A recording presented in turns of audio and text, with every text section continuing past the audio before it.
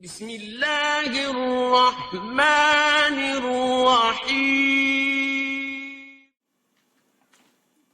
الحمدللہ وحدہ والصلاة والسلام علی من لا نبی بعدہ واشہد ان لا الہ الا اللہ وحدہ لا شریک لہ واشہد ان محمدا عبدہ ورسولہ اما بعد فاعوذ باللہ من الشیطان الرجیم بسم اللہ الرحمن الرحیم ومن یلعن اللہ فلن تجد له نصیرا۔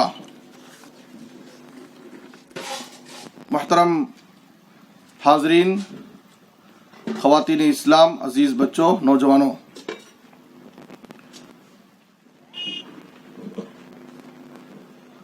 میں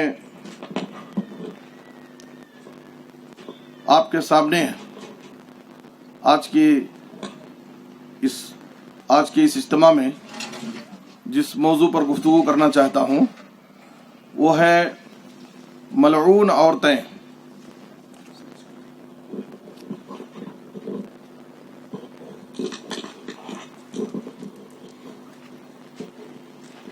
چونکہ الحمدللہ خواتین اپنے وقت پر پہنچ چکی ہیں اور ابھی مرد حضرات بہت سارے آنا ہے، اس لیے پروگرام میں تھوڑی سی تقدیم تاخیر کر دی گئی ہے تاکہ بروقت پروگرام شروع ہو سکے۔ تو سب سے پہلے اس موضوع کو سمجھنے کے لیے ملعون عورتیں، وہ عورتیں جن پر لعنت بھیجی گئی ہے۔ تو لعنت کسے کہتے ہیں؟ لعنت کا مطلب کیا ہے؟ لعنت یہ ایک قسم کی بد دعا ہے۔ کہتے ہیں کہ تمہارے اوپر اللہ کی لعنت ہو، یعنی اللہ کی پھٹکار ہو۔ علماء لعنت کا معنی بیان کرتے ہیں الطرد والابعاد عن رحمت اللہ، اللہ کی رحمت سے کسی کو محروم کرنا، دور کرنا، یہ لعنت ہے۔ اور لعین اور ملعون من حقت علیہ اللعنہ، جس پر لعنت پڑ جائے وہ ملعون ہے۔ دیکھیے شریعت میں کسی کو لعن طعن کرنے سے منع کیا گیا ہے۔ یہ ایک مومن کی شان نہیں ہے کہ کسی کو لعن طعن کریں، کسی کو برا بھلا کریں۔ حدیث کے اندر آپ صلی اللہ علیہ وسلم نے کہا، ابو داؤد اور ترمذی کی حدیث ہے، لا تلاعنوا بلعنت اللہ، لا تلاعنوا بلعنت اللہ ولا بغضبہ ولا بالنار، تم ایک دوسرے پر اللہ کی لعنت مت بھیجو۔ لا تلاعنوا بلعنت اللہ، تم ایک دوسرے پر اللہ کی لعنت مت بھیجو، کسی پر اللہ کا غضب مت بھیجو کہ تیرے اوپر اللہ کا غضب نازل ہو، تو جہنمی ہو جائے۔ اس طرح سے ایک دوسرے کو لعن طعن مت کرو۔ آپ صلی اللہ علیہ وسلم نے حدیث کے اندر منع کیا ہے، اور بتایا گیا کہ کسی مومن کی یہ شان نہیں ہے، لا ينبغي للصدیق ان يكون لعانا۔ صحیح مسلم کی حدیث ہے کہ کسی راست باز سچے مومن کی یہ پہچان نہیں ہے کہ لائق نہیں ہے کہ وہ لعن طعن کرے۔ مومن کا کردار تو یہ ہے، مومن کی شان یہ ہے کہ وہ لوگوں کے لیے رحمت کی دعائیں کرے، ہدایت کی دعا دے، خیر و برکت کی دعا کرے۔ چاہے جائے کہ کسی کے حق میں وہ بد دعا کرے، کسی کو اللہ کی رحمت سے محروم کرے، یہ کسی مومن کی صفت نہیں ہو سکتی ہے۔ اسی لیے آپ صلی اللہ علیہ وسلم نے دوسری حدیث کے اندر فرمایا، ترمذی کی حدیث میں، لیس المؤمن بالطعان ولا اللعان ولا الفاحش ولا البذی، مومن لعن طعن کرنے والا نہیں ہوتا، مومن فحش گو نہیں ہوتا، بد زبان نہیں ہوتا ہے۔ جب نبی صلی اللہ علیہ وسلم کی خدمت میں آپ صلی اللہ علیہ وسلم سے مطالبہ کیا گیا کہ آپ مشرکوں کے حق میں بد دعا کر دیجئے تاکہ وہ ہلاک ہو جائیں، برباد ہو جائیں، تو نبی صلی اللہ علیہ وسلم نے کیا کہا؟ انی لم ابعث لعانا انما بعثت رحمہ، مجھے لعن طعن کرنے والا بنا کر کے نہیں بھیجا گیا ہے کہ میں لوگوں پر لعن طعن کروں، لوگوں کو بد دعائیں دوں، لوگوں کی ہلاکت اور بربادی کی بد دعا کروں، اس لیے مجھے نہیں بھیجا گیا ہے۔ مجھے تو انسانیت کے حق میں رحمت بنا کر کے بھیجا گیا ہے، میں لوگوں کو رحمت کی، ہدایت کی دعا دینے آیا ہوں۔ تو یہ کسی مومن کی صفت نہیں ہو سکتی ہے کہ وہ لعن طعن کرے۔ اور لعن طعن کی عادت انسان کو بسا اوقات فاسق بنا دیتی ہے اور اللہ کے نزدیک اس کا کوئی مقام باقی نہیں رہتا. جیسے آپ صلی اللہ علیہ وسلم نے کہا لا یکون اللعانون شفعاء ولا شہداء یوم القیامہ، لعن طعن کرنے والے قیامت کے دن نہ سفارشی بن سکتے اور نہ کسی کے حق میں گواہ بن سکتے. اللہ تعالیٰ ان کو اس مقام سے محروم کر دے گا جو دنیا میں بہت زیادہ ایک دوسرے کو لعن طعن کرتے ہیں. اور یہ لعن طعن کرنا، کسی پر لعنت بھیجنا، یہ کتنا سنگین جرم ہے، اس کا اندازہ ابو داؤد کی ایک حدیث سے لگائیں کہ آپ صلی اللہ علیہ وسلم نے کہا کہ جب کوئی بندہ کسی چیز پر لعنت بھیجتا ہے تو لعنت آسمان کی طرف جاتی ہے، لیکن آسمان کے دروازے اس کے لیے بند کر دیے جاتے ہیں. پھر وہ واپس آتی ہے زمین کی طرف، زمین کے دروازے اس کے لیے بند کر دیے جاتے ہیں. وہ دائیں اور بائیں ہر طرف راستہ تلاش کرتی ہے، جب اسے کہیں کوئی جگہ نہیں ملتی تو جس پر لعنت بھیجی گئی اس کی طرف جاتی ہے. اگر واقعی وہ اس لعنت کا مستحق ہے تو وہ لعنت اس پر جا کر پڑ جاتی ہے، لیکن اگر وہ اس جس پر لعنت بھیجی گئی ہے اگر وہ اس لعنت کا مستحق نہیں ہے تو کیا ہوگا؟ وہ لعنت بھیجنے والے پر واپس لوٹ جاتی ہے. دیکھیے کتنا سنگین معاملہ ہے. اگر ہم کسی کو لعن طعن کریں گے، کسی کی ہلاکت اور بربادی کی بد دعا کریں گے، اگر واقعی وہ مستحق ہے تو وہ لعنت اس پر جا کر پڑ جائے گی، لیکن اگر وہ مستحق نہیں ہے تو لعنت بھیجنے والے پر واپس لوٹ جاتی ہے. اس لیے ہمیں بہت اس سلسلے میں محتاط ہونا چاہیے. اور عید کے خطبے میں نبی صلی اللہ علیہ وسلم نے خواتین سے خطاب کرتے ہوئے کہا یا معشر النساء تصدقنا واکثرن الاستغفار فانی رأیتکن اکثر اہل النار. اے خواتین کی جماعت، تم صدقہ اور خیرات کرو، کثرت سے استغفار کرو، اس لیے کہ میں نے تمہیں بہت زیادہ جہنم میں دیکھا ہے. جب آپ سے سوال کیا گیا کہ عورتیں سب سے زیادہ جہنم میں کیوں جائیں گی، کثرت سے عورتوں کے جہنم میں جانے کا سبب کیا ہے، تو اس وقت نبی صلی اللہ علیہ وسلم نے کہا تکثرن اللعن وتکفرن العشیر. اس لیے کہ تمہارے اندر دو بڑی خامیاں پائی جاتی ہیں. ایک تو تم بہت زیادہ لعن طعن کرتی ہو. عورتوں کی یہ بہت بڑی کمزوری ہے کہ وہ بہت زیادہ لعن طعن کرتی ہیں، یہاں تک کہ خود اپنے بچوں کو لعن طعن کرتی ہیں. ہمیشہ ان کی زبان سے بد زبانی، برے الفاظ. تو ایک خاتون کو اپنی زبان کی اصلاح کرنی چاہیے اور اپنی زبان کی اصلاح پر بہت زیادہ توجہ دینی چاہیے. اس لیے کہ ماں کی گود یہ بچے کی پہلی درسگاہ ہوتی ہے. اگر ماں بد زبان ہے، اس کی زبان سے ہمیشہ لعن طعن کے الفاظ نکلیں گے تو اس کے اثرات، برے اثرات بچوں کے اوپر مرتب پڑتے ہیں. جب ماں باپ کی زبان میں مٹھاس ہو، پاکیزگی ہو، اچھے جملے استعمال کرتے ہوں، ادب کے جملے استعمال کرتے ہوں بات چیت میں، بلانے کے انداز میں، تو وہی طریقہ، وہی ادب کے جملے بچے سیکھتے ہیں اور جب سماج اور معاشرے میں جاتے ہیں تو اسی انداز سے وہ لوگوں سے مخاطب ہوتے ہیں. تو اس لیے آپ صلی اللہ علیہ وسلم نے کہا کہ خواتین کے سب سے زیادہ جہنم میں جانے کی وجہ کیا ہے کہ تم بہت زیادہ لعن طعن کرتی ہو، اور دوسری وجہ کیا ہے، وہ تکفرن العشیر، تم شوہروں کی ناشکری کرتی ہو. شوہروں کی ناشکری کی وجہ سے عورت جہنم میں جائیں گی. دیکھیے شریعت میں بعض ایسے گناہ ہیں جن کے مرتکبین پر لعنت بھیجی گئی ہے. اللہ کی لعنت، رسول کی لعنت، فرشتوں کی لعنت، لوگوں کی لعنت. تو بہت سارے ایسے عمل، اور علماء نے تو باقاعدہ اصول بنایا ہے کہ گناہ کبیرہ، بڑے گناہوں کے پہچاننے کے بہت سارے طریقے ہیں، بہت ساری علامتیں بیان کی ہیں. ان میں سے ایک علامت یہ بھی ہے کہ ہر وہ گناہ جس پر لعنت بھیجی گئی ہو تو وہ بھی گناہ کبیرہ میں شمار ہوتا ہے. جس گناہ پر لعنت بھیجی گئی ہو اس پر اللہ کی لعنت، رسول کی لعنت، فرشتوں کی لعنت، تو گویا کہ وہ گناہ کبیرہ ہے. کل ذنب ختم بلعنت او غضب او نار فهو من الکبائر. ہر وہ گناہ جس پر لعنت بھیجی گئی ہو یا جس پر اللہ کے غضب کی وعید ہو، ایسا کرنے والے پر اللہ کا غضب نازل ہوتا ہے، یا اس کے لیے جہنم کی وعید سنائی گئی ہو، کہ وہ جہنم میں جائے گا, اس کا ٹھکانہ جہنم ہوگا, تو یہ سب ایسے گناہ کبیرہ میں اس کا شمار ہوتا ہے. آئیے میں آپ کو بتاؤں کہ سب سے پہلا ملعون کون ہے. ہمارا موضوع کیا ہے؟ ملعون عورتیں. سب سے پہلا ملعون کون ہے جس پر اللہ کی لعنت پڑی؟ سب سے پہلا ملعون جس پر اللہ کی لعنت پڑی وہ ابلیس ہے, جس نے اللہ کے حکم کی صریح نافرمانی کی اور اپنے آپ کو برتر اور آدم علیہ السلام کو کمتر ثابت کرنے کی کوشش کی. آدم علیہ السلام کا سجدہ کرنے سے اس نے انکار کر دیا, تو اس وقت اللہ رب العالمین کی اس پر لعنت پڑی اور اللہ تعالیٰ نے کہا فَاخْرُجْ مِنْهَا فَإِنَّكَ رَجِيمٌ, تو یہاں سے اب نکل جا اس لیے کہ تو مردود ہے.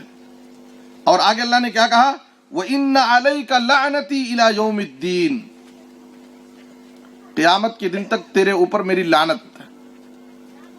اب تو میری رحمت سے محروم ہو گیا, نہ تو تجھے توبہ کی توفیق ملے گی اور نہ تو تیرے گناہ معاف کیے جائیں گے اور نہ تو کبھی جنت میں جا سکتا ہے.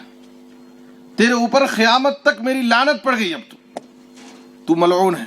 تو اللہ سب سے پہلا ملعون جس پر اللہ کی لعنت پڑی وہ ابلیس ہے, اور جس پر اللہ کی لعنت پڑ جائے اب اس کا کوئی مددگار نہیں ہو سکتا ہے.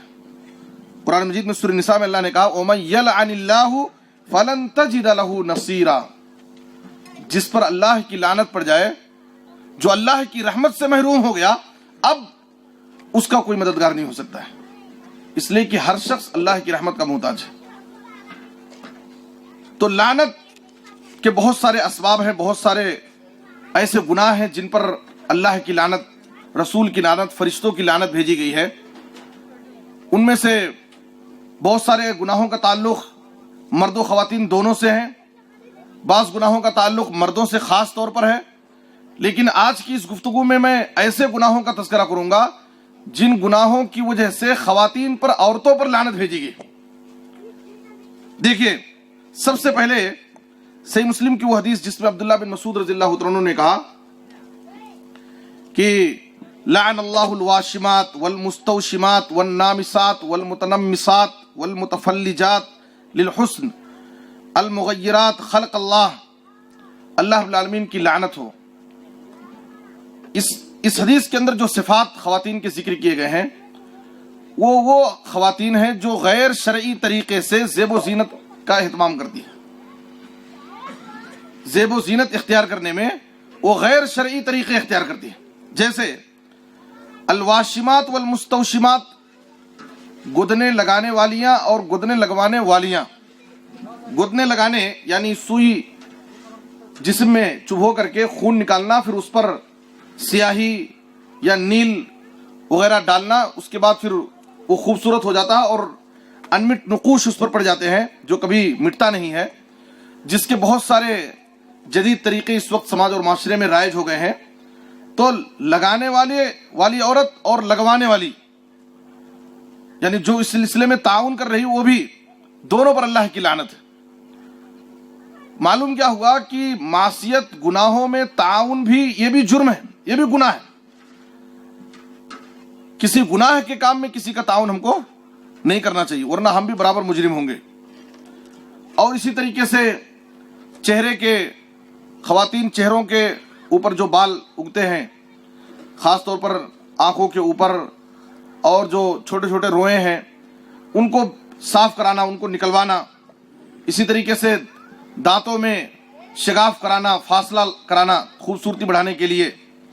یہ اور بات ہے کہ ایک وقت میں عرب کے ہاں وہ خوبصورتی کی علامت تھی, اور بعد میں ماحول بدلتا گیا تو اب عورتوں کے دانت اگر ترتیب سے ہیں تو وہ خوبصورتی کی علامت مانی جاتی ہے. یہ سب ایسے صفات ہیں. اور دوسری حدیث جو صحیح بخاری میں ہے اس میں ہے لعن اللہ الواصلہ والمستوصلہ, نقلی مصنوعی بال جوڑنے والی اور جڑوانے والی جو اس سلسلے میں تعاون کر رہی ہے اس پر بھی اللہ کی لعنت ہے. جب یہ حدیث عبداللہ بن مسعود رضی اللہ عنہ نے بیان کی, اور یہ صفات یعنی غیر شرعی طریقے سے زیب و زینت اختیار کرنے والی عورتیں, ان صفات کا تعلق ایسا ہے, عورت ایک ایسی ذات ہے جس سے زیب و زینت مطلوب ہے اسلام میں, لیکن اس کی زینت شرعی حدود میں ہونی چاہیے. اور باقاعدہ اس کی زینت کا اظہار نہیں ہونا چاہیے غیروں کے سامنے، اجنبی مردوں کے سامنے، اور زیب و زینت کا ہر وہ طریقہ جس سے اللہ رب العالمین کی خلقت میں تبدیلی آئے وہ طریقہ جائز نہیں ہے۔ اور اس حدیث کے اندر جو نبی صلی اللہ علیہ وسلم نے جن صفات سے متصف خواتین پر لعنت بھیجی ہے، تو یہ وہ صفات ہیں جس کی وجہ سے اللہ کی خلقت میں تبدیلی لازم آتی ہے۔ اللہ رب العالمین نے انسان کو سب سے بہتر شکل میں پیدا کیا ہے۔ اللہ رب العالمین نے انسان کو جس شکل و صورت میں پیدا کیا ہے وہ سب سے بہتر شکل و صورت ہے۔ اب اگر کوئی انسان اللہ رب العالمین کی خلقت کو بدلنا چاہے تو سمجھیے کہ وہ اللہ رب العالمین کے نزدیک سب سے بڑا مجرم ہے۔ جب یہ حدیث عبداللہ بن مسعود رضی اللہ عنہ نے بیان کی تو قبیلے بنو اسد کی ایک عورت ام یعقوب عبداللہ بن مسعود کے پاس پہنچ گئی اور انہوں نے کہا کہ کیا بات ہے، مجھے معلوم ہوا ہے کہ آپ فلاں فلاں عورتوں پر لعنت بھیجتے ہیں۔ تو عبداللہ بن مسعود رضی اللہ عنہ نے کہا وَمَا لِي لَا أَلْعَنْ مَنْ لَعْنَ رسول اللہ صلی اللہ علیہ وسلم، کیوں نہ میں لعنت اس پر بھیجوں جس پر اللہ کے رسول نے لعنت بھیجی ہے، اور وہ تو اللہ کی کتاب قرآن میں بھی موجود ہے۔ دیکھیے اس خاتون کا قرآن سے کتنا گہرا تعلق ہے اور قرآن پر کتنی پکڑ ہے اس کی، قرآن مجید کا کتنا خصوصی اہتمام ہے اس خاتون کے پاس کہ ام یعقوب خاتون نے کہا کہ آپ کہتے ہیں کہ ان صفات سے متصف خواتین پر قرآن میں بھی لعنت بھیجی گئی ہے، حالانکہ میں نے پورا قرآن پڑھا ہے لیکن پورے قرآن میں ہمیں کہیں اس قسم کی آیت نہیں ملتی۔ دیکھیے کتنی ہمت کے ساتھ اور اعتماد کے ساتھ وہ عبداللہ بن مسعود رضی اللہ عنہ سے کہہ رہی ہے کہ میں نے پورا قرآن پڑھ لیا ہے لیکن پورے قرآن میں یہ مضمون ہم کو نہیں ملتا۔ اور ظاہر ہے کہ اگر اس ظاہری اعتبار سے دیکھا جائے تو یہ مضمون صراحتاً قرآن میں موجود نہیں ہے، لیکن عبداللہ بن مسعود رضی اللہ عنہ نے استنباط کیا ہے۔ اس طریقے سے قرآن میں ہے کہ قرآن میں اللہ تعالیٰ کہتا ہے وَمَا آتَاكُمُ الرَّسُولُ فَخُذُوهُ وَمَا نَهَاكُمْ عَنْهُ فَانْتَهُوا، رسول جو تمہیں دے تم اسے لے لو اور رسول جس چیز سے تم کو منع کرے اس سے باز آ جاؤ۔ تو آپ صلی اللہ علیہ وسلم نے اس قسم کی خواتین پر لعنت بھیجی ہے۔ تو اس خاتون نے کہا کہ میں سمجھتی ہوں کہ یہ صفات آپ کے گھر میں آپ کی بیوی کے اندر بھی پائے جاتے ہوں گے۔ عبداللہ بن مسعود رضی اللہ عنہ نے کہا کہ ٹھیک ہے، تم جاؤ میرے گھر میں اور میری بیوی کو دیکھو کیا اس کے اندر اس قسم کی صفات پائے جاتے ہیں۔ تو ام یعقوب وہ خاتون گئی اور دیکھ کر کے آئیں اور انہوں نے گواہی دی کہ میں نے آپ کی بیوی میں اس قسم کی کوئی صفت نہیں دیکھی۔ عبداللہ بن مسعود رضی اللہ عنہ نے کہا کہ اگر میری بیوی کے اندر اس قسم کے صفات پائے جاتے تو میں اس سے ملاقات نہیں کرتا، لم نجامعها، حدیث کے الفاظ ہیں کہ میں اس سے نہیں مل سکتا تھا۔ محدثین نے اس کا معنی یہ بھی بیان کیا ہے کہ میں اس کو اپنی زوجیت میں نہیں رکھتا، اس کو میں طلاق دے دیتا، اپنے ساتھ رکھ نہیں سکتا تھا۔ آپ دیکھیے ایک شوہر کو اپنی بیوی کے بارے میں، ایک شوہر کی دینی غیرت یہی ہونی چاہیے، ایک مرد کی اپنی بیوی بچوں کے تعلق سے دینی غیرت یہی ہونی چاہیے کہ اگر ہم اپنی خواتین میں، اپنے بیوی بچوں میں، اہل و عیال میں اگر منکرات کا ارتکاب دیکھیں، برائی دیکھیں، غلط حرکت دیکھیں تو ہماری دینی غیرت جاگ جانی چاہیے اور ہمیں باقاعدہ اس سلسلے میں ہوشیار ہونا چاہیے، اور بیوی بچوں میں غلطیاں، منکرات، برائی دیکھ کر کے خاموش رہنا یہ کسی اچھے مرد کی صفت نہیں ہے۔ عبداللہ بن مسعود رضی اللہ عنہ نے کیا کہا کہ اگر میری بیوی کے اندر یہ صفات پائے جاتے تو میں اس کو اپنی زوجیت ہی میں نہیں رکھتا، اسے طلاق دے دیتا میں۔ تو یہ ایسی خواتین جو غیر شرعی طریقے سے زیب و زینت کا اظہار کرتی ہیں، زیب و زینت کا اہتمام کرتی ہیں، ان پر اللہ کی لعنت پڑتی ہے۔ آج کے اس دور میں ترقی یافتہ زمانے میں خاص طور پر شہروں میں آپ دیکھیے جو بیوٹی پارلر کے نام پر جو بہت سارے غلط چیزیں آج سماج اور معاشرے میں خواتین میں آ رہی ہیں، اور سننے میں آیا کہ تقریبات میں اور اسی طریقے سے عید وغیرہ کے موقع پر باقاعدہ مسلم لڑکیاں نوجوانوں کو، چاہے وہ مسلم ہو یا غیر مسلم ہو، اپنے ہاتھ ان کے ہاتھ میں دے کر کے باقاعدہ وہ مہندی لگواتی ہیں۔ اور اس طرح کے بے حیائی کے کلچر آج دن بدن ہے سماج اور معاشرے میں خواتین میں پھیل رہے ہیں، بڑھ رہے ہیں۔ اس سے ہماری خواتین کو آگاہ ہونا چاہیے اور اس سے اپنے آپ کو بچانے کی کوشش کرنی چاہیے۔ ایک خاتون نبی صلی اللہ علیہ وسلم کی خدمت میں آئی، اس نے کہا اللہ کے رسول میری بیٹی کی میں نے شادی کی ہے، شادی کے بعد اس کا حال یہ ہے کہ وہ بیمار ہو گئی اور بیماری کی وجہ سے اس کے بال جھڑ گئے۔ اب اس کے شوہر کی خواہش یہ ہے کہ اس کے بال ہوں، تو کیا میں مصنوعی نقلی بال جوڑ سکتی ہوں اس کے بال میں؟ تو اس وقت نبی صلی اللہ علیہ وسلم نے منع کیا اور کہا کہ مصنوعی نقلی بال جوڑنے والی اور جڑوانے والی دونوں کے اوپر اللہ کی لعنت پڑتی ہے۔ تو آپ نے اجازت نہیں دی، جبکہ آپ سوچئے کہ اس لڑکی کی شادی ہوئی ہے اور اس کے شوہر کی خواہش ہے، لیکن پھر بھی آپ صلی اللہ علیہ وسلم نے اس کی اجازت نہیں دی اور اس پر باقاعدہ لعنت بھیجی ہے۔ اسی طریقے سے ملعون عورتیں جن پر اللہ کی لعنت پڑتی ہے، وہ عورتیں جو مردوں کی مشابہت اختیار کرتی ہیں، چاہے عورتیں مردوں کی مشابہت اختیار کریں یا مرد عورتوں کی مشابہت اختیار کریں۔ اور مشابہت ہے چاہے وہ لباس و پوشاک میں ہو، چاہے بول چال میں ہو، چال ڈھال میں ہو، کسی بھی چیز میں ہو، مشابہت مرد کے لیے جائز نہیں کہ عورت کی مشابہت اختیار کرے، عورت کے لیے جائز نہیں کہ وہ مرد کی مشابہت اختیار کرے، اور ایسا کرنے والوں پر اللہ کی لعنت پڑتی ہے۔ آپ صلی اللہ علیہ وسلم نے کہا لعن اللہ المتشبہات من النساء بالرجال والمتشبہین من الرجال بالنساء، چاہے وہ عورتیں جو مردوں کی مشابہت اختیار کرتی ہیں یا وہ مرد جو عورتوں کی مشابہت اختیار کرتے ہیں، دونوں پر اللہ کی لعنت ہے۔ آپ دیکھیے مشابہت، بعض نوجوان آپ کو ملیں گے جو گلے میں باقاعدہ چین پہنتے ہیں، ہاتھوں میں چین پہنتے ہیں، اور حد تو یہ ہو گئی ہے کہ بعض نوجوان اپنے کانوں میں باقاعدہ سوراخ کرتے ہیں اور کانوں میں بھی بالیاں ڈال لیتے ہیں۔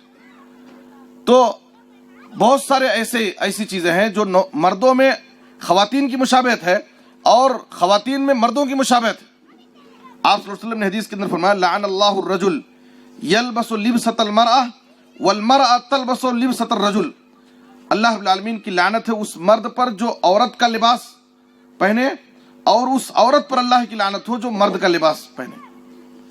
تو باقاعدہ آپ دیکھ رہے ہیں کہ مسلم لڑکیاں باقاعدہ جینس اور ٹی شرٹ اور ایسے مردانہ لباس پہن رہی ہیں جو اللہ کی لعنت کا شکار ہوتی ہیں۔ تو اس سے ہمیں امت کی خواتین کو آگاہ کرنے کی ضرورت ہے۔ اسی طریقے سے آپ صلی اللہ علیہ وسلم نے ایک حدیث کے اندر کہا لیس منا من تشبہ بالرجال من النساء ولا من تشبہ بالنساء من الرجال، مردوں میں سے جو عورتوں کی مشابہت اختیار کرے اور عورتوں میں سے جو مردوں کی مشابہت اختیار کرے ان سے ہمارا کوئی تعلق نہیں ہے۔ نبی صلی اللہ علیہ وسلم نے ان سے برات کا اعلان کیا۔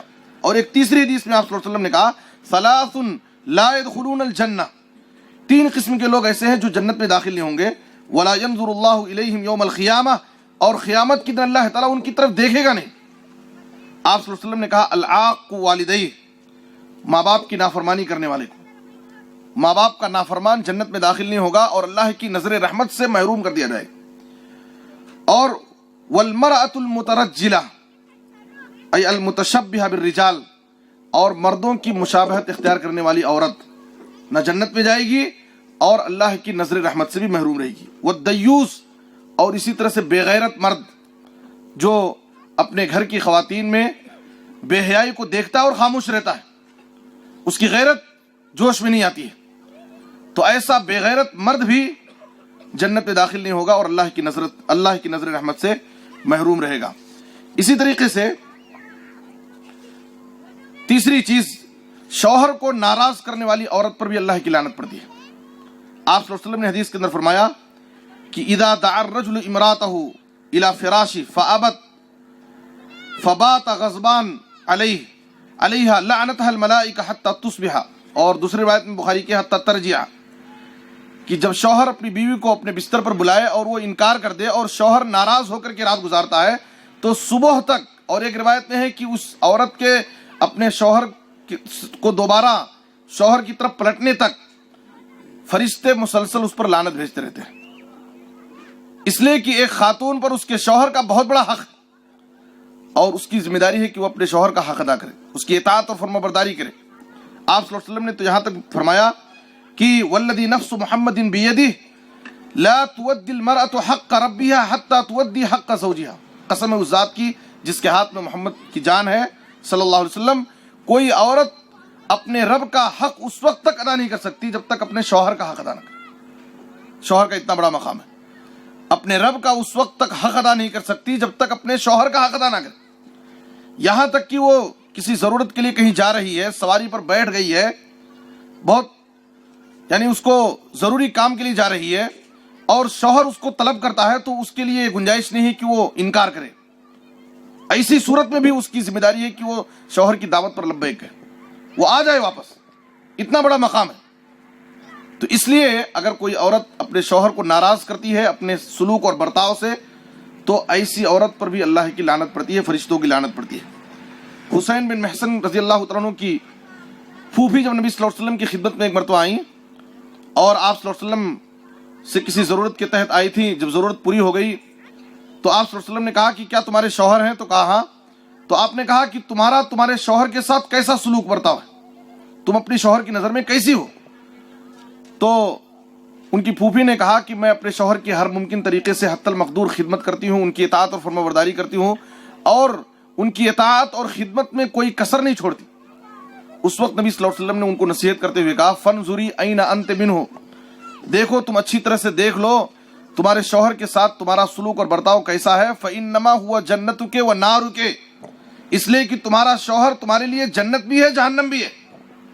تم اپنے شوہر کی اطاعت اور فرمانبرداری کر کے اس کا حق ادا کر کے تم جنت بھی کما سکتی ہو، اور اپنے شوہر کے حقوق ادا نہ کر کے اس کے ساتھ بدسلوکی کر کے اس کو ناراض کر کے تم جہنم میں بھی جا سکتے ہو۔ تو اس لیے ایک خاتون کی بہت بڑی ذمہ داری ہے کہ اپنے شوہر کا حق ادا کرے، اس کی اطاعت اور فرمانبرداری کرے، اس کی خدمت کرے، اور کبھی بھی اپنے سلوک اور برتاؤ سے اس کو ناراض نہ کرے، اس لیے کہ اگر عورت اپنے شوہر کو ناراض کرتی ہے تو اس پر فرشتوں کی لعنت پڑتی ہے۔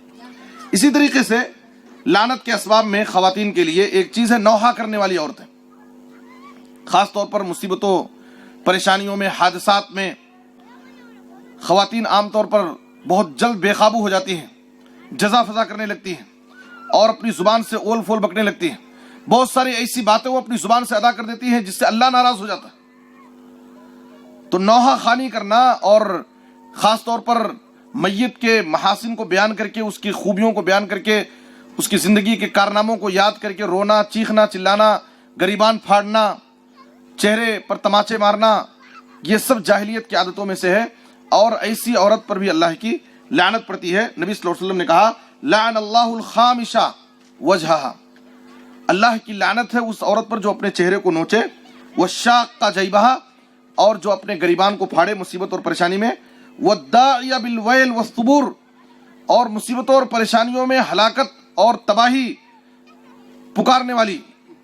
بسا اوقات مصیبتوں میں پھنسنے کے بعد ایسی باتیں اپنی زبان سے ادا کرتی ہیں کہ اللہ تعالیٰ کو میں ہی ایک ملی تھی، میرے معصوم بچے میرے سامنے سے غائب ہو گئے، میرے ساتھ ایسا ہو گیا، میری زندگی میں یہ ہو گیا۔ تو اللہ کو ناراض کرنے والی باتیں، تقدیر پر اعتراض کرتی ہیں، تو ایسی خواتین پر اللہ کی لعنت پڑتی ہے۔ اور آپ صلی اللہ علیہ وسلم نے نوحہ خوانی کو جاہلیت کی عادتوں میں شمار کیا، اربع فی امتی من امر الجاہلیہ لا یترکونہن، آپ نے کہا کہ جاہلیت کی 4 چیزیں میری امت میں باقی رہیں گی، وہ ان کو چھوڑیں گے نہیں۔ ایک تو حسب و نسب پر فخر کرنا، اور دوسروں کے نسب پر طعنہ زنی کرنا، اور ستاروں سے بارش طلب کرنا، اور میت پر نوحہ خوانی کرنا۔ اور آپ صلی اللہ علیہ وسلم نے کہا لیس منا من ضرب الخدود وشق الجیوب ودعا بدعوى الجاہلیہ، وہ ہم میں سے نہیں ہے جو اپنے چہروں پر تماچا مارے، گریبان پھاڑے، اور اسی طرح سے جاہلیت کی پکارے۔ اسی طرح سے لعنت کے اسباب میں ایک سبب بکثرت قبروں کی زیارت کرنے والی عورتیں۔ خواتین کے لیے اس بات کی اجازت ہے کہ کبھی کبھار بوقت ضرورت خاتون قبر جا سکتی ہے، قبرستان، لیکن بکثرت اس کی عادت ڈال لے اور اس کا اہتمام کرے باقاعدہ، تو یہ خواتین کے لیے جائز نہیں۔ اور ایسی خواتین پر جو بکثرت قبرستان جاتی ہیں ان پر اللہ کی لعنت بھیجی گئی۔ لعن اللہ زوارات القبور، بہت زیادہ قبروں کی زیارت کرنے والی عورتوں پر اللہ کی لعنت پڑتی ہے۔ آج آپ دیکھیے کہ مزار، درگاہ، آستانے، یہ سب ایسے مقامات ہیں جہاں پر خواتین کی سب سے زیادہ بھیڑ ہوتی ہے، اور خواتین ہی سے یہ سب آباد ہے، اور امت میں جو شرک تیزی کے ساتھ پھیل رہا ہے ایک تو ان مزاروں اور قبروں کے راستے سے، اور دوسرے ان کو آباد کرنے والے سب سے زیادہ امت کی خواتین ہیں۔ تو اس لیے آپ صلی اللہ علیہ وسلم نے کہا کہ اللہ کی لعنت پڑتی ہے بکثرت قبروں کی زیارت کرنے والی خواتین پر۔ اسی طریقے سے ایک آخری چیز، بے پردہ عورتوں پر اللہ کی لعنت پڑتی ہے، وہ لعنت کی مستحق ہوتی ہے۔ آپ صلی اللہ علیہ وسلم نے کہا سیکون فی آخر امتی نساء کاسیات عاریات، بے پردہ عورتیں امت کی اس آخر میں ایسی ہوں گی جو کپڑے پہنے ہوئے ہونے کے باوجود وہ بے پردہ نظر آئیں گی۔ اور آپ صلی اللہ علیہ وسلم نے کہا ان کی صفات بیان کرتے ہوئے کہ تم ان پر لعنت بھیجو فإنہن ملعونات، اس لیے کہ وہ ملعون عورتیں ہیں جو لوگوں کے سامنے بے پردگی کا مظاہرہ کریں اور جو پردے کا اہتمام نہ کریں۔